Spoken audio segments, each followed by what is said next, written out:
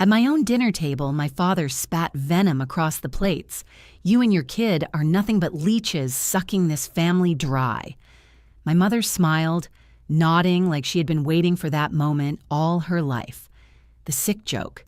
They were eating food from my kitchen, sitting in the house I paid for. I didn't cry, I didn't flinch. I stared back and said, "You have 24 hours to leave."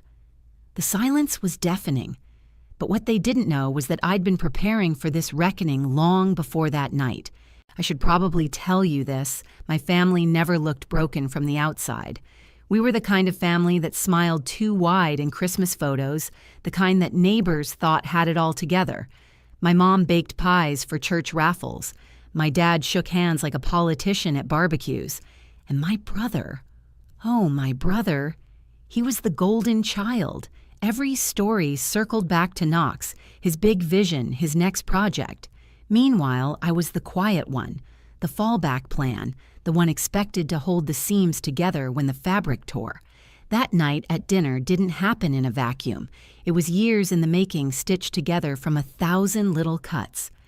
I remember being a kid, standing barefoot on the cold tile of our kitchen floor, listening to my mom hum while she stirred a pot of chili. She smelled like cinnamon and laundry soap. She looked so ordinary, but she carried this unspoken rule in every glance: don't cause waves. Don't question. Family first. Even if it meant family came before yourself, that rule became my cage. By the time I was 16, I already knew where I stood. Knox could wreck a car and Dad would say, "Boys will be boys." I got an A- in physics, and Mom's only comment was, "Don't be so hard on yourself, Nova. Not everyone can shine like Knox." I used to lie awake in my bedroom staring at glow-in-the-dark stars I stuck on the ceiling, wondering if anyone even noticed me beyond what I could give up for them. Fast forward. 10 years later, I had a son of my own, Asher, my anchor, my proof that life could be more than disappointment. He's 12 now, smart kind, still innocent enough to believe in people. I made a silent vow the night he was born, swaddled in hospital white, gripping my finger with that tiny hand. I would never let him feel invisible. Maybe that's why the dinner hit me so hard. He was upstairs, probably pressing his ear to the floor, listening to his grandfather tear me apart, hearing his grandmother's silence cut just as deep. What kind of legacy was I passing down if I let that poison slip into him too? The house they insulted me in, that was mine. I worked for it.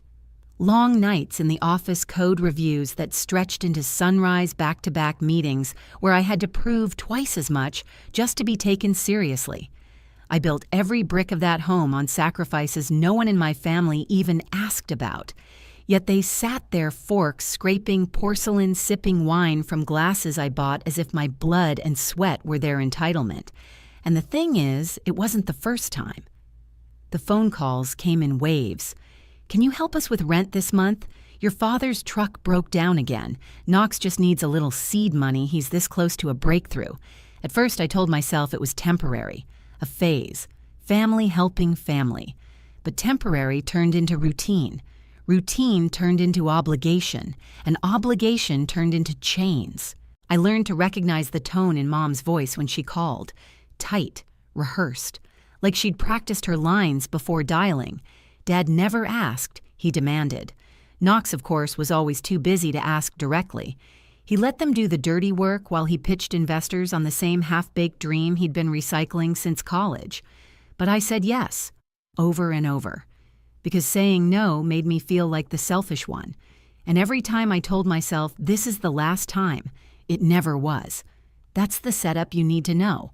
By the time you see someone like me look her father in the eye and tell him he has 24 hours to leave, understand it's not a single moment of courage. It's the weight of years pressing down until something finally snaps.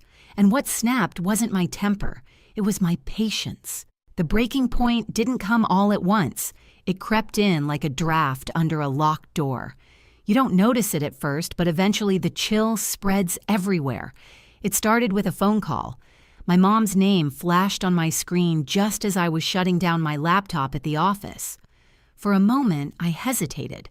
Calls from her never meant good news.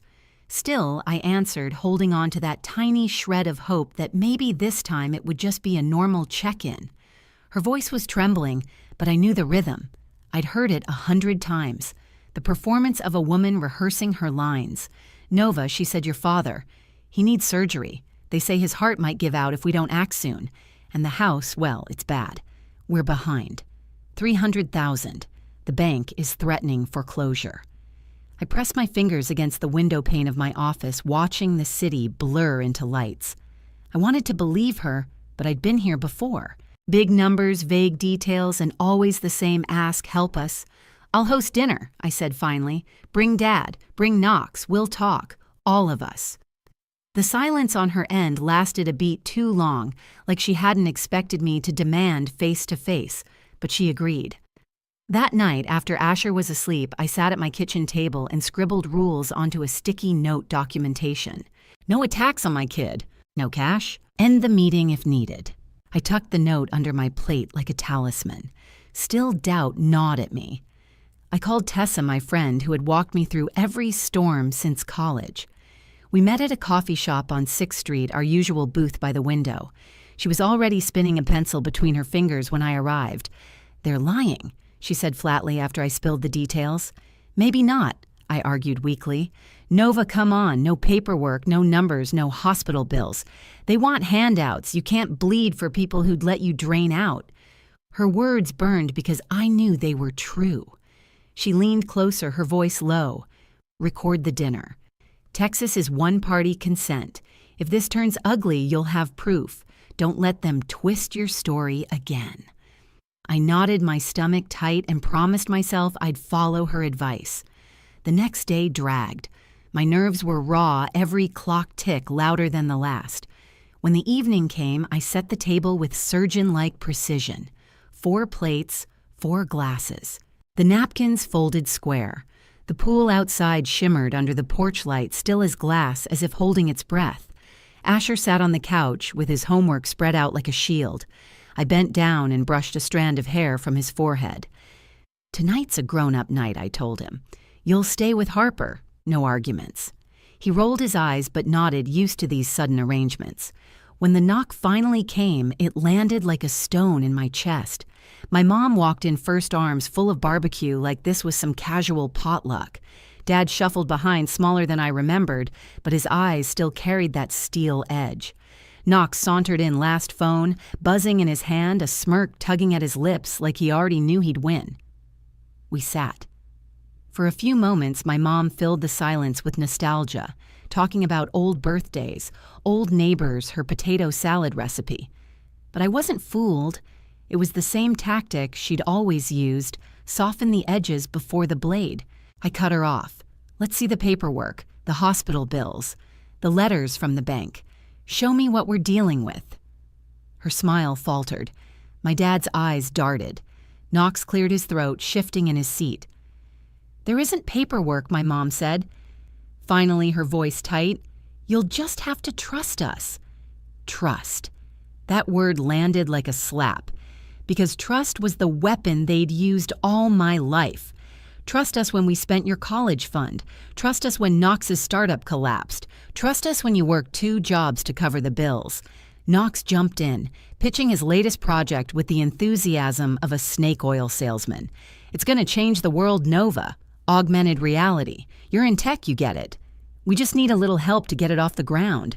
I stared at him, my jaw tight. He'd used my own career against me, like dangling a carrot he knew I'd never want to chase. And then my father broke. He slammed his hand on the table, rattling the silverware. "You make $350 a year, Nova. How can you sit there and watch your family drown?" My mother's voice was softer but more cutting. "Asher's a wilder, too. Don't you want him to know where he comes from?" That was the line that nearly did me in, dragging my son into their debt, their manipulation, their endless hunger. My hands shook under the table, but my voice came out calm, almost too calm. "No, I will not mortgage my son's future to clean up your mistakes. Not again." Knox scoffed, his face twisting. "You're just playing the victim. You got lucky, that's all. Some of us have vision. Some of us just scrape by." The room blurred around me. My mother's eyes hardened, my father's fists clenched.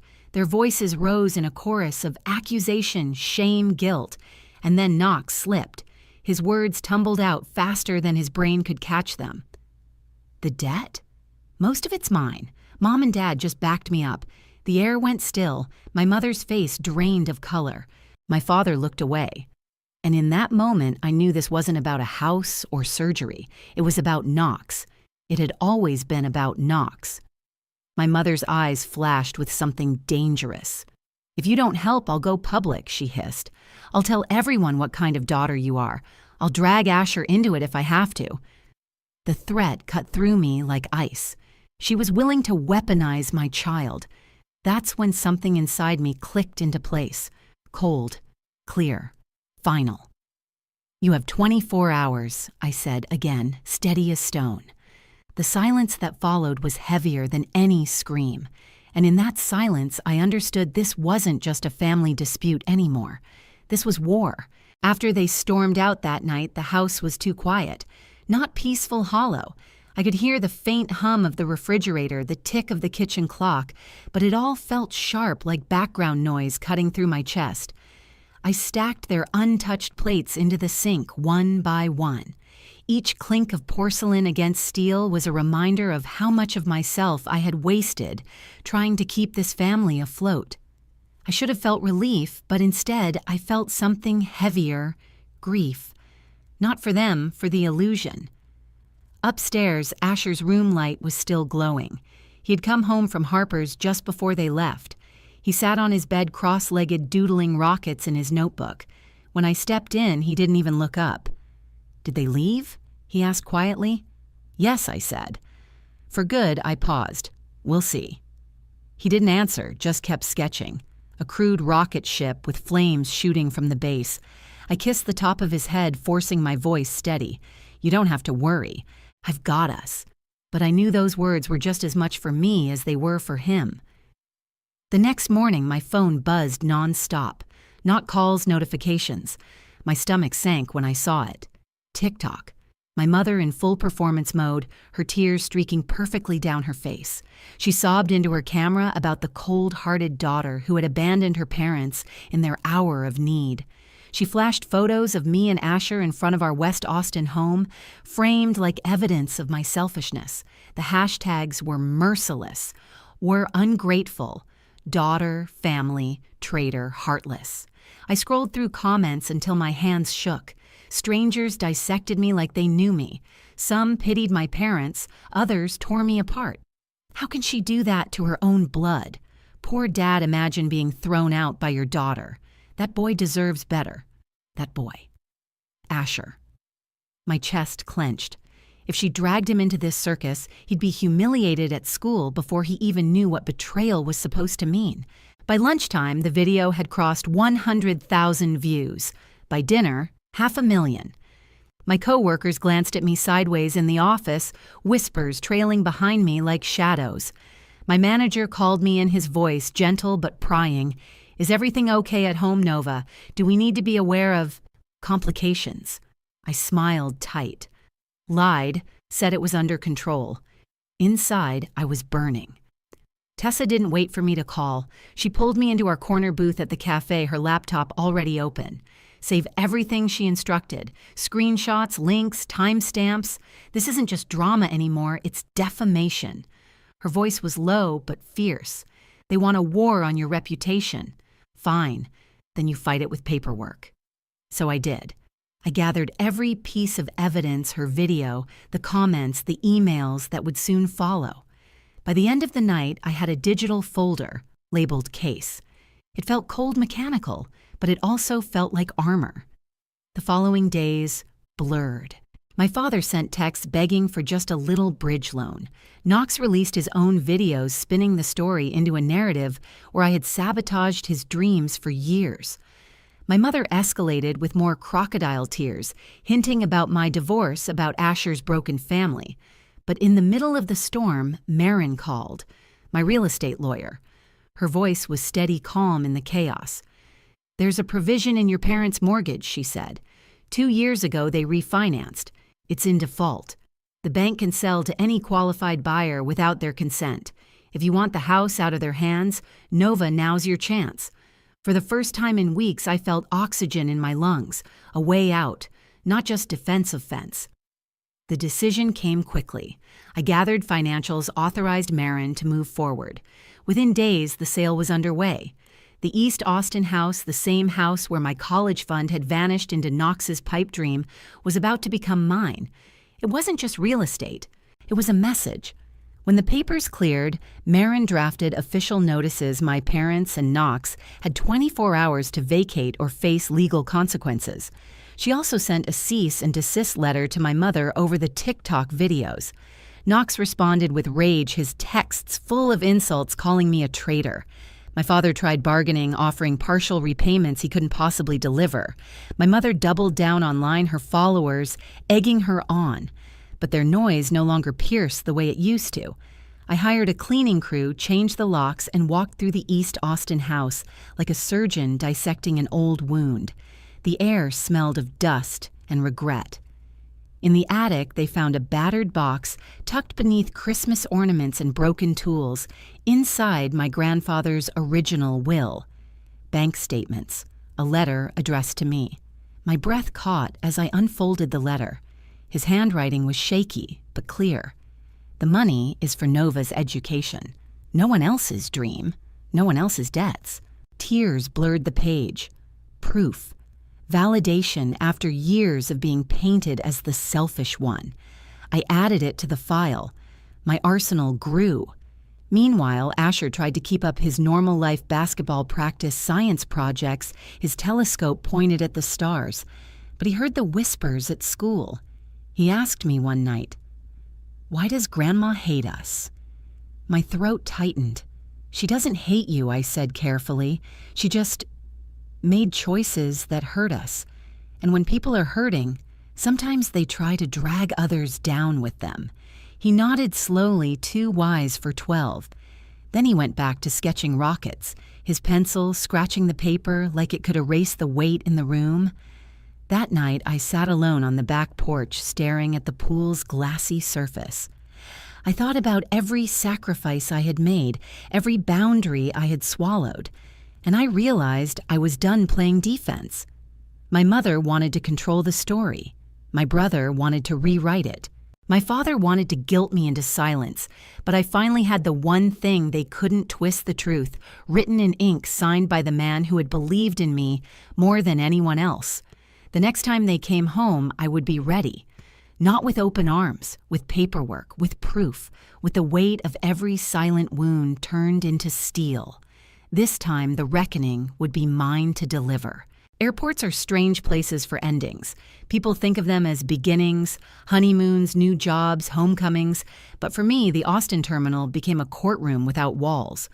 Their flight home landed late afternoon. I stood just beyond the security rope, Marin beside me, a folder, tucked neatly under her arm. The smell of fried food and jet fuel filled the air. A TV above the gate blared muted news, but all I heard was the thud of my pulse.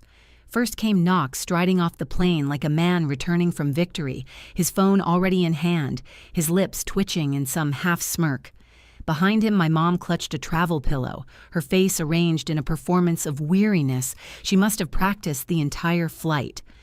My dad followed last, moving slower now, but his eyes searching, calculating. They spotted me at once.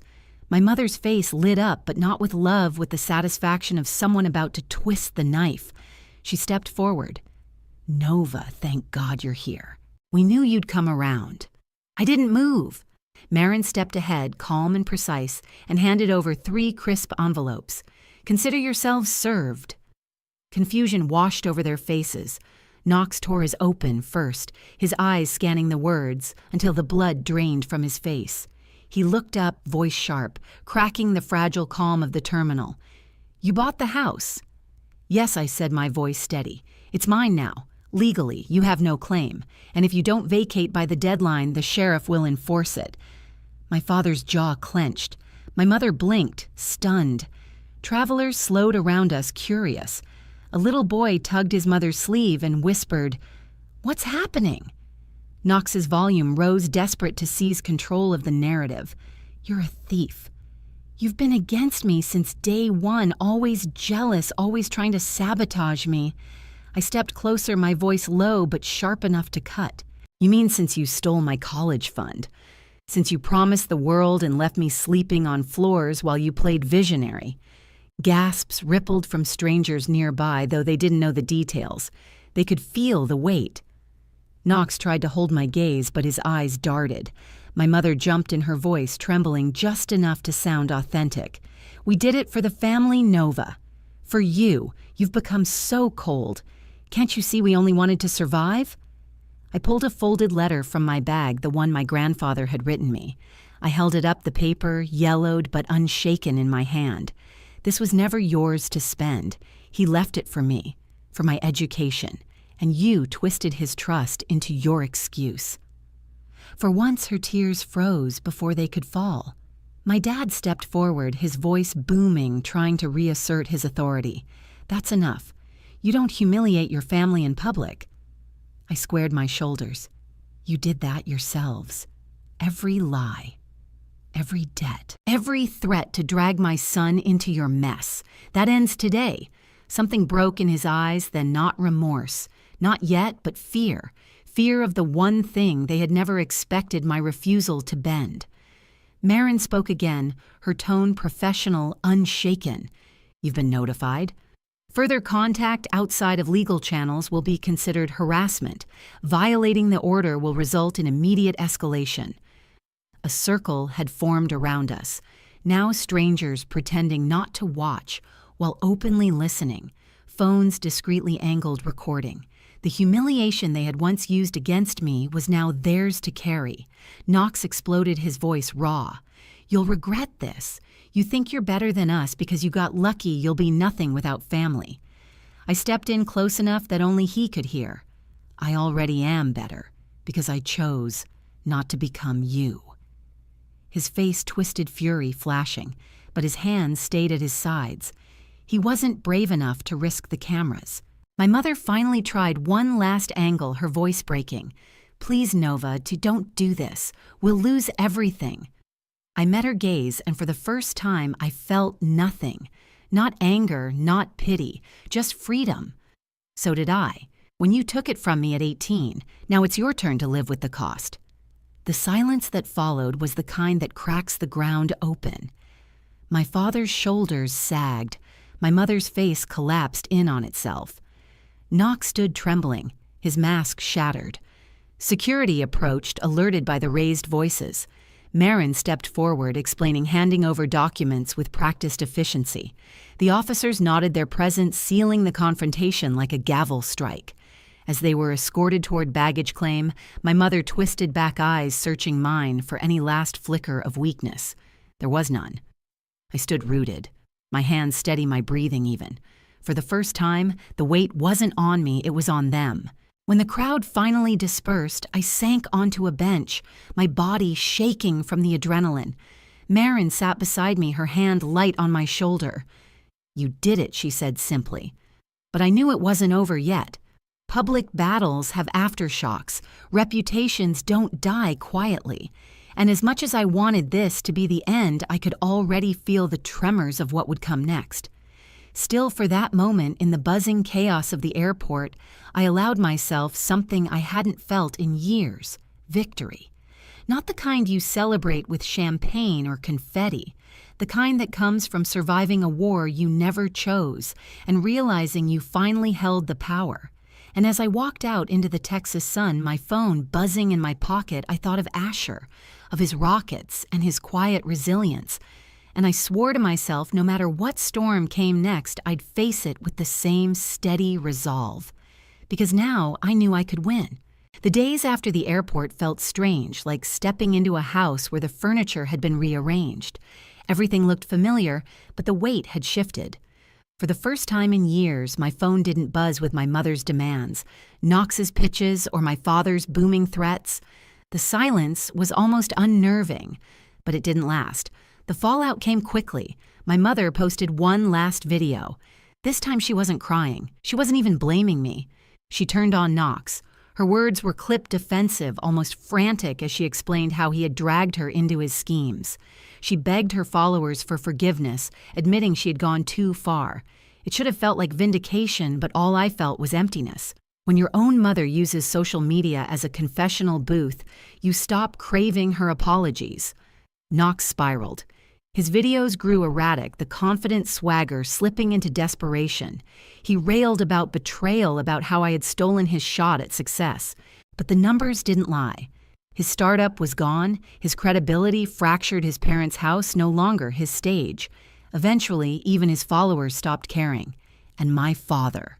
He did the one thing I never expected. He went silent. No calls, no texts. He faded out of the picture like smoke dissipating after a fire.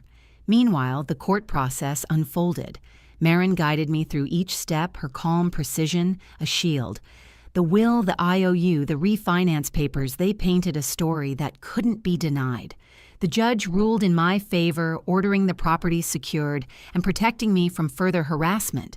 Financial restitution wasn't possible. The money had long been burned through. But the recognition mattered. The truth was, on record now, not just a wound I carried in silence. The East Austin house was officially mine. I hired a crew to clear it out, to sweep away decades of dust and regret. They found boxes of broken gadgets, unopened mail, faded photo albums. I kept only one thing, my grandfather's letter. Everything else I let go. Asher came with me on the last day. We stood in the yard beneath the pecan tree, its branches heavy with late summer leaves. He looked up at it, then at me. "Can we plant one at our house?" he asked. I nodded. "Yeah, this time we'll watch it grow together." Back in West Austin, we dug into the backyard soil, our hands dirty sweat dripping under the Texas sun. We planted a young pecan tree, small but sturdy. Asher checked on it every morning, convinced it would sprout overnight. I told him what my grandfather once told me. Trees and trust both take time. Life began to settle into a rhythm again. Friday taco nights returned. Homework spread across the kitchen table. Laughter replaced the tension that had haunted every family dinner. I also said yes to the journalist who reached out. I told the story not for revenge, not to humiliate, but for the people out there sitting in the same silence I had once endured. The article went live raw and unfiltered, and the response was overwhelming. Messages poured in from strangers, daughters who'd been scapegoated sons, cut off for saying no. People who thought they were alone until they read my words. It was healing in a way I hadn't expected. My pain had become proof that survival was possible. One evening, as Asher worked on a science project, Tessa and I sat on the porch, the cicadas buzzing around us. She leaned back, sipping iced tea, and said, "You know you could make this your work. Helping people like you, like your mom, tried to destroy.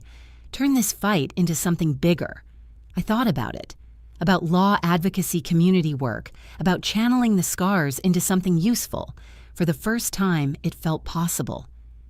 Later that night, I tucked Asher into bed. He slid a drawing under his pillow, a rocket ship aimed at Mars, flames bright, the stars scattered above. I kissed his forehead and whispered, "You're free to dream, Ash. No one will take that from you." And as I turned out the light, I realized the truest victory wasn't winning against my family. It was building one with my son, rooted in love, protected by boundaries, watered with truth. The pecan tree outside would take years to bear fruit, but it was ours, and so was the future. Family is supposed to mean safety, protection, love.